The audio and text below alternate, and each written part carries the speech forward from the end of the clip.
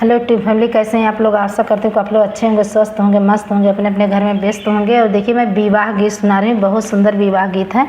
आप लोग सुनिएगा, सुन के चैनल को लाइक सब्सक्राइब कमेंट जरूर करिएगा। बहुत सुंदर गीत है। सामर दुल्हन चौका चढ़ी बैठे, अरे सामर दुल्हन चौका चढ़ी बैठे, अरे दूल्हा चल है ऋषि आई रे लालनमा, अरे दूल्हा चल ऋषि आई रे लालनमा। ऐसन दुल्हन संग बियाह नाही करबै, अरे ऐसन दुल्हन से बियाह नाही करबै, अरे भले हमारा हबै कुंवर रे लालनमा, अरे भले हमारा हबै कुंवर रे लालनमा। एतनी बचन सुनी बेटी हो कावन देई, एतनी बचन सुनी बेटी हो कावन देई, उठली चुनर फहराई रे लालनमा, अरे उठली चुनर फहराई रे लालनमा।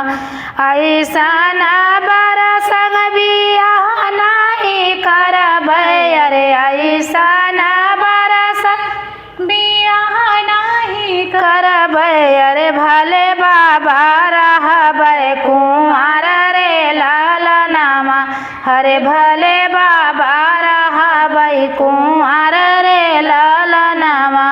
बापही तोहर प्रभु हर हर जोतवा, अरे बापही तोहर प्रभु हर हर जोतवा, अरे चाचा तोहर आशीला चामार रे लालनमा, अरे चाचा तोहर आशीला चामार रे लालनमा।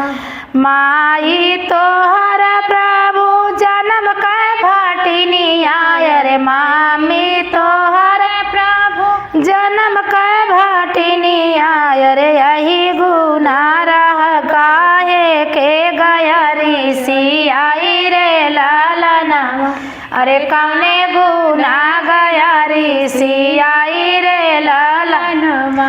बापई तोहर धाना देशवा के राजावा, अरे बापई तोहर धाना देशवा के राजा, अरे चाचा जहाँ सूबेदार रे लालनमा, अरे चाचा जहाँ सूबेदार रे लालनमा।